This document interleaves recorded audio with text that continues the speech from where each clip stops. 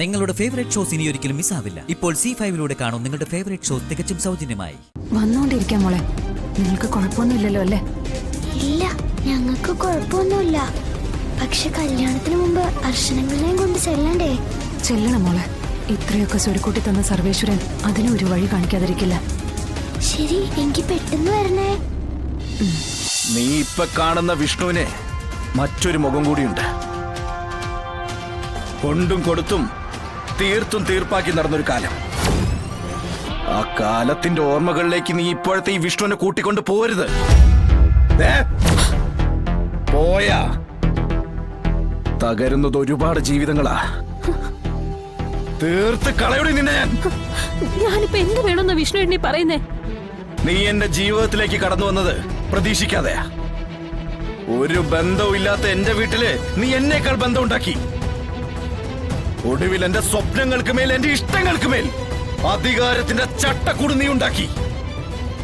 ഇനി അതിൽ അടയിരിക്കാനും എന്നേക്കുമായിട്ട് നിന്റെ ചൊൽപ്പടിക്ക് നിൽക്കാനും എനിക്ക് മനസ്സില്ലെന്നല്ല, എന്നെ അതിന് കിട്ടില്ല. മുഹൂർത്തത്തിന് ഇനിയും സമയമുണ്ട്. ഓടിപ്പോകുകയോ ഒളിച്ചിരിക്കയോ നാട് വിടോ, ഈ കല്യാണം നടക്കില്ലെന്ന് അമ്മയോട് പോയി പറയോ, അങ്ങനെ എന്ത് വേണമെങ്കിലും ആവാം. പക്ഷേ മുഹൂർത്ത സമയത്ത് കതിർ മണ്ഡപത്തിൽ നീ വരാൻ പാടില്ല. വന്ന അമ്മയെ ഭയന്ന് വായടച്ച് നിൽക്കുന്ന വിഷ്ണുവിന് പകരം നീ അവിടെ കാണാൻ പോകുന്നത് കുറച്ച് വർഷങ്ങൾ പുറകോട്ട് മറിയ കേട്ട് വായിക്കുന്ന വിഷ്ണുവിനെ ആയിരിക്കും. മനസ്സിലായി?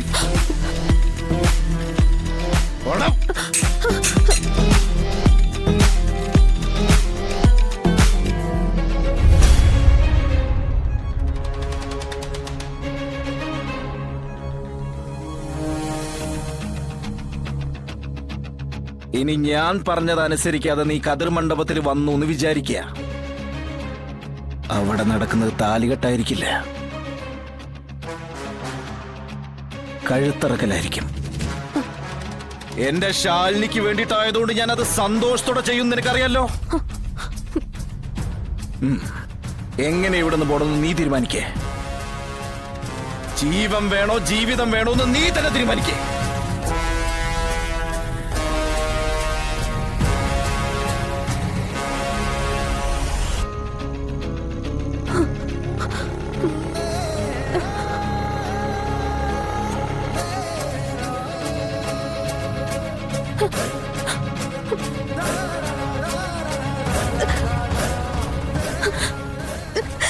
മധുശ്രീ, എന്താ നീ എന്തിനാ കരയുന്നേ? എന്താ മേക്കപ്പുകാർക്ക് പണി കൂട്ടാനായിട്ട് നീ മോങ്ങാതെ കാര്യം പറയണ്ടേ? വിഷ്ണുവേട്ടൻ എന്താ പറ്റിയേ? വിവാഹപ്പന്തലിൽ ചെന്ന് എന്നെ കൊന്നുകളയൊന്ന്. വിഷ്ണുവേട്ടന് കൊല്ലാനും തല്ലാനും നടത്ത ഒരു ഭൂതകാലം ഉണ്ടെന്ന്. അത് കേട്ട് നീ പേടിക്കൊന്നും വേണ്ട. വട്ട് കളിച്ച് നടക്കുന്ന പ്രായത്തിൽ കാണിക്കുന്ന ഒരു തരം വട്ടുകളി, അല്ലാതെ ആളെ കൊല്ലാനും തല്ലാനും ഉള്ള ഗട്സ് ഒന്നും നിന്റെ വിഷ്ണുവേട്ടനില്ല.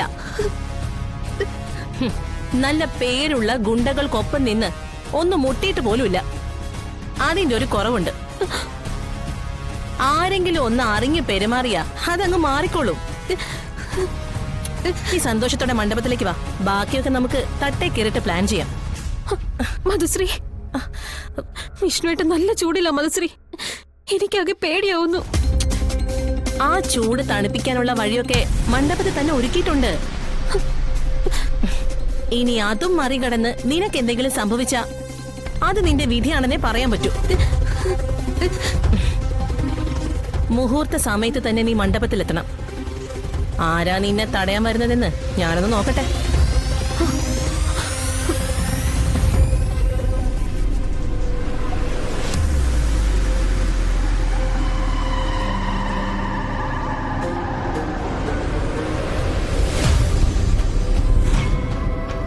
ഇതിപ്പോ എവിടെ എത്തി പപ്പി?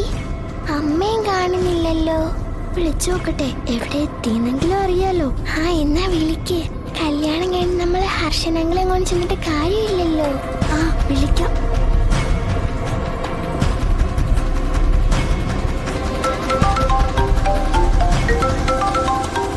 പറ മോളെ.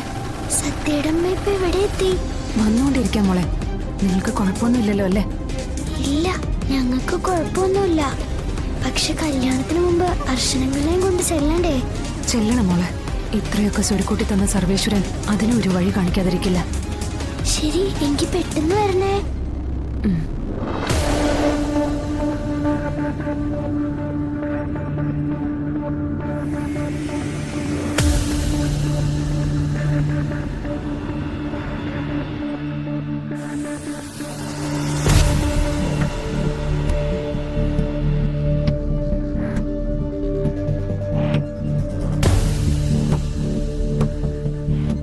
ഇത് സത്യാമ്മയുടെ വാശിയുടെ പുറത്ത് നടത്തുന്ന കല്യാണോ? അതുകൊണ്ട് നടന്നാ നടന്നു.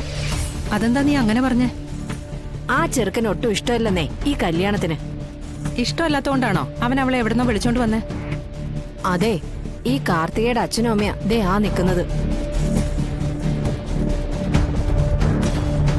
സത്യാമ്മയുടെ കുടുംബമായിട്ട് ചേരാൻ പറ്റുന്ന കൂട്ടരൊന്നും അല്ലെന്നേ. പിന്നെ ഈ ചെക്കൻ പോയി അതിക്രമം കാണിച്ചതിന്റെ പുറത്ത് സത്യാമ്മ സമ്മതിച്ചെന്നേ ഉള്ളൂ. അപ്പൊ ഈ ശാലിനി കളക്ടറെ ആ പെണ്ണിനെ അപ്പോ ഈ വിഷ്ണു ഉപേക്ഷിച്ചതാണോ? അതിനെന്താ നിങ്ങൾ മറുപടി പറയാത്തത്? ആ കൊച്ചിനെ നിയമപരമായി ഉപേക്ഷിച്ചതാണോന്നാ ഞാൻ ഈ ചോദിക്കുന്നത്. അതെ, സത്യാമ്മ വരുന്നുണ്ട്. ദേ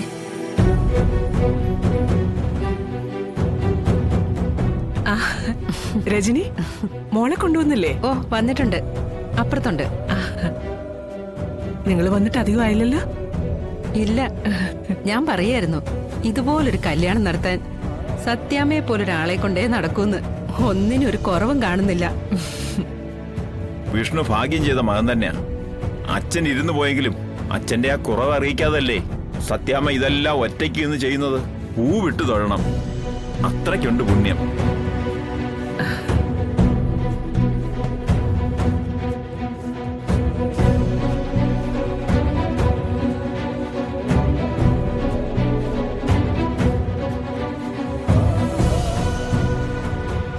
അച്ഛാ, അങ്ങോട്ടിരിക്കും.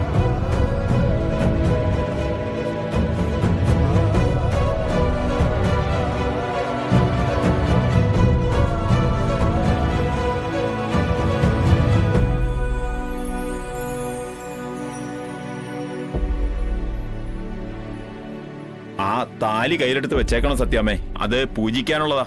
ആ, അതിപ്പോ തന്നെ തന്നേക്കാം. ചെയ്യേണ്ട കാര്യങ്ങളൊക്കെ നേരത്തെ തന്നെ ഒരുക്കി വെച്ചിരുന്ന പിന്നെ ചെക്കനും പെണ്ണും വന്ന് താലി കിട്ടിയാ മതിയല്ലോ. അല്ല, അതിന് മുഹൂർത്തത്തിന് ഇനി സമയമുണ്ടല്ലോ. ആയിക്കോട്ടെ, എന്നാലും എല്ലാ കാര്യങ്ങളും മുൻകൂട്ടി ചെയ്തു വെക്കണമെന്നേ ഞാൻ പറഞ്ഞുള്ളൂ.